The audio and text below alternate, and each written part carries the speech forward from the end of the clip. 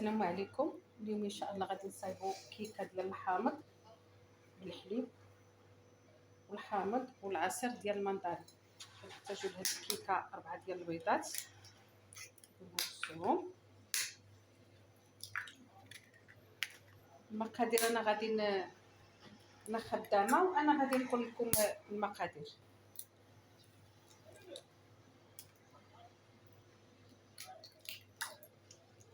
بالنسبه للزيت غنحتاج واحد الكاس متوسط، كاس ونص ديال الزيت، زيت المائده. بغا نديرها بالزبده كيبدا بالزبده. ها هو الكاس وغنزيدو النص.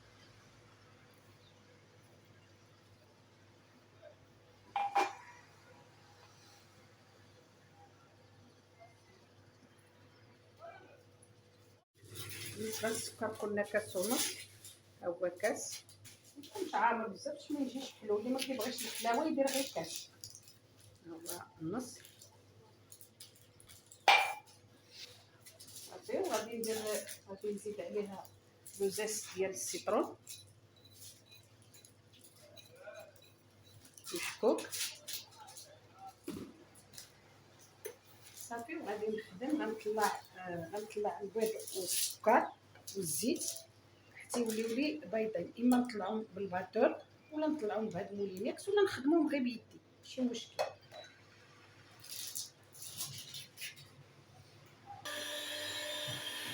من بعد ما نكونوا نشوفوا راه ضاوب الحجم ديالها، غادي نزيد هاد الكاس ديال الحامض والمندرين حتى اللي باغي يزلق. غادي ندور غير بشويه، غير بشويه، ما ندورش بزاف.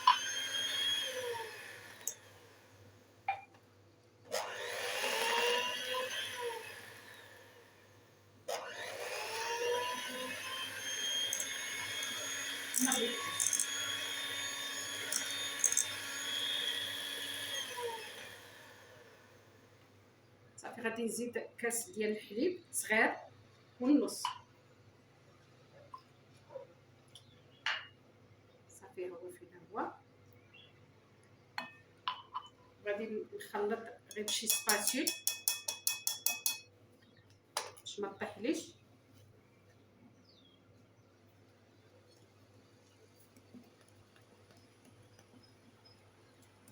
كنا درنا الطحين بعد ما درنا الخميره، 2 باكيات ديال الخميره ديال 8 غرام. درنا ساشيه وحده ديال الفاني ولا معلقه صغيره ديال الفاني.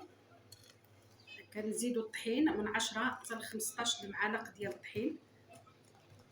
المقادير كامله انا قلت لكم. عندنا 4 ديال البيضات، كاس ونص ديال الزيت متوسط، كاس ونص ديال السكر الحلاوه على حسب الذوق، يمكن لكم ديروا غير كاس، وحامضه معصره. كنكمل الكاس صغير كنكمل به المندرين، كنعصر الحامضه وكنكملو بالمندرين، معصر المندرين.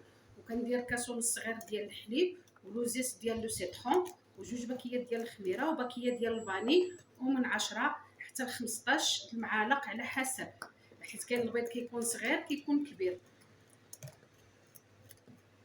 وعلى حسب العبار ديال الكيسان. دابا غنخلط ونرجع لعندكم. من بعد ما خلطت الخليط غادي نخويه في هذا المول. نتوما شوفوا درتو في هذا المول حيت ما بغيتش الكيكه تجيني طالعه بزاف، درتو في هذا المول المستطيل صافي. وبالنسبه للتزيين من الفوق غنخليها حتى طيب، وهذا غادي نزينها. غادي نزيد نهبط هادشي اللي بقى لي هنايا، غنزيد نهبط صافي. قلت لكم هنا خويتو عند خلويطه على 170 درجه. ومن بعد يطيب غادي نجبدو ونشوفوا التزيين ديالو، نكملوا التزيين ديالو. بالنسبه للمقادير رانا قلتهم، يعني تقدروا تلقاهم مكتوبين، انا عادي نكتبهم نخليهم تما تحت في صندوق الوصف. يلا نتلاقاو من بعد. بالنسبه للكيكه ها هي طابت. شنو غادي نعملوا؟ راها سخونه، غادي نعملوا لها الكونفيتير على الوجه ديالها، ونزيدوا عليه الشوكولاط راه لي شوكولاطه غزلان عندك حبيبات حبيبات نزيدوها الشوكولاط حبيبات صافي. وغادي نسرحو هاد الكونفيتير، غادي نسرحو على الوجه ديالها كما كتشوفوا. درت الكونفيتير شويه قاصح، ما درتش الكونفيتير عقد. هي كتشرب هذاك الكونفيتير صافي. غنخليوها حتى تبرد مره وعاد نحيدوها من هذا المول.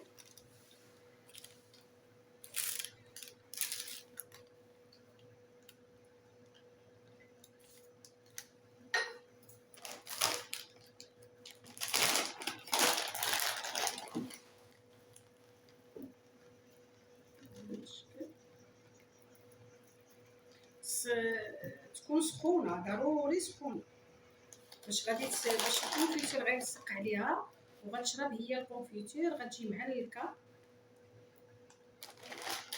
صافي. وغنخليوها حتى تبرد صافي. نتلاقاو من بعد ما تبرد لنا الكيكه. راه هي سخونه سخونه سخونه.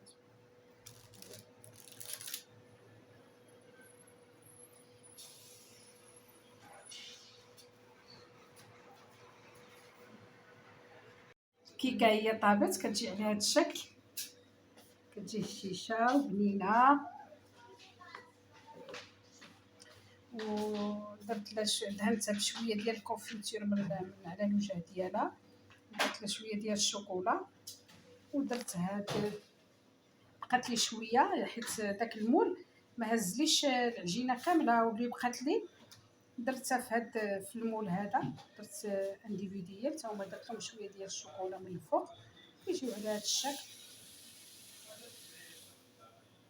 نتمنى تعجبكم هذه الوصفه وتجربوها. راه هي كيكه سهله ودغيا كتوجد.